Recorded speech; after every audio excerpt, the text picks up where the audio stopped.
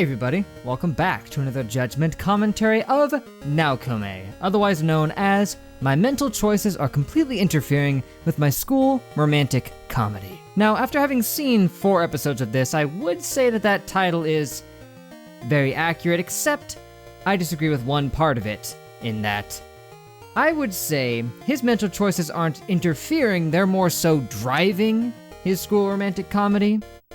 Let's face it is the entire basis behind everything that's happening. Those mental choices. Now, I'm sure there would definitely be some rom-com nonsense going on whether or not the mental choices were there, but it would be far less interesting. Anyway, today we're going to be checking out episodes 5 through 8, the next set of 4 episodes, but last time, on the first 4, we were met with, well, the concept of this series, those mental choices that the title describes, where we just got your typical high school guy, you know, just trying to make his way through the world when all of a sudden, apparently, some weird godlike being decided to pick on him one day, and now is just beaming a bunch of choices into his brain whenever he gets into a social situation. He has no choice but to pick one of them and do it, and well, as we saw more often than not, those 2 choices sucked.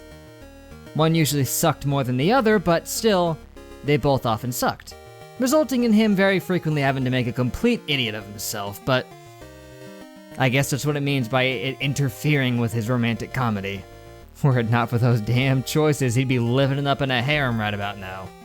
From what I saw, the concept has lent itself to some pretty straightforward, awkward gags, the kind of thing you might expect from a concept like this, and it works, it's funny, and gives its own little spin on the rom-com genre. Of course, I don't watch too many romantic comedies, so I don't have a good point of reference for that, but from the very few that I have seen, this is a unique take. So far, it's just been lighthearted, leaning in really hard on the typical anime type of jokes you might get in this genre. You know the kind. No matter what way you look at it, it certainly does feel like an anime that came out in 2013. Not that that's a bad thing, but it is what it is. But hey, enough rambling, we can go right ahead and start with episode 5, and then make our way up through episode 8. And after that, well, there's only 2 episodes. There's only episodes 9 and 10, and technically, the individual who commissioned for these videos didn't commission for episodes 9 and 10, but that's my fault. I was very late getting these videos made, so I'll just check out episodes 9 and 10 as a bonus. You know, why not? Just finish it off. I hate to leave anything unfinished when I'm fully capable of checking it out all the way through, especially when it's only an extra 2 episodes. So, after we're done with this, I'll make a separate video checking out the final couple episodes. I think I did something like that with, what was that other series called? But like I said, enough rambling. Episode 5. Yeah. This is... a lot of his choices weren't as bombastic as some of the other ones that we saw in the past 4. Definitely a few weird ones in there, for sure, and I liked some of the alternate ones they showed, like where he had picked the, you know, and then it just, it became a common greeting across people in the future. Lol. And we keep saying that, Furano, or however you say her name, I'm sorry, I'm stupid, but, her, she actually is one of the only ones who they're, actually delving into character-wise, into her feelings and all that, even if they kind of play it up, well, they don't really play it up too comedically all that much. They definitely try to subvert it a couple times in other episodes, but with this one here, like we can tell that she just has problems communicating. That it just comes out obscenely and without emotion, because she is too afraid to be her true self, an all too common issue. She's afraid to be herself because if she's rejected while being herself, she doesn't know what she would do. Too real, man. Still don't really know what is going on involving all this God stuff and who the one is in his head, but I guess we'll find out in the next 2. There's only 2 left, episodes 9 and 10, and 9's gonna be beach episodes, so you never know what that's gonna have, involving, you know, actual story beats, usually nothing, but maybe they'll flip that on its head and subvert expectations, and in episode 9, we'll reveal everything. Who knows? What we do know is it will, I guess, involve a swimsuit contest, and a muscle contest with bros, and pottery. Also, it feels kind of random to me that his folder was trained to become a philosopher folder. That's what they called it. Never heard it called that before. Maybe it's a Japanese thing, or maybe it's just supposed to be random, because I know in Western culture, people would usually call that the homework folder. Very inconspicuous.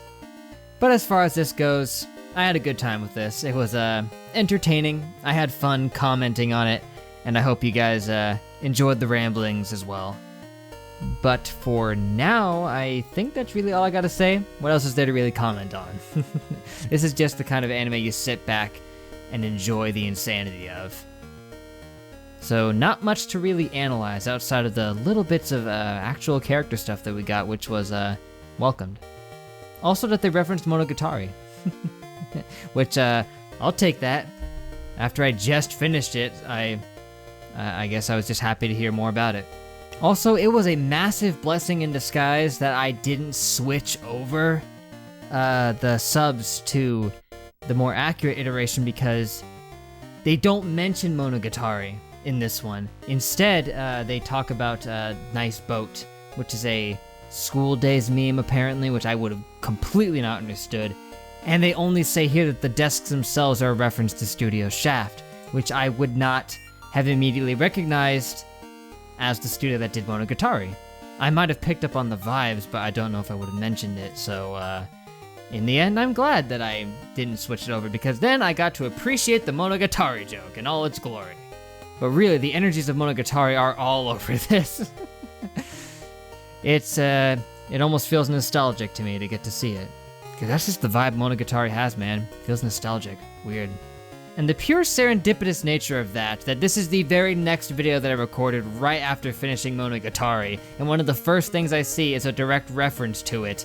Out of all things, that just feels kind of crazy. So anyway, I think that's all I got for now, guys, but thank you for watching. Make sure to leave a like and a comment if you enjoyed. Subscribe to be updated on more. That'd be great. Next time will be the bonus video for episodes 9 and 10. I'll just do both of those at once, might as well. That should be sometime soon-ish. I hope to get a whole bunch of commissions done as quickly as possible now that I am done with Monogatari, so we'll see how that goes. So yeah, good times indeed. Hope you guys had fun as well, but till we meet again, I will see you guys later!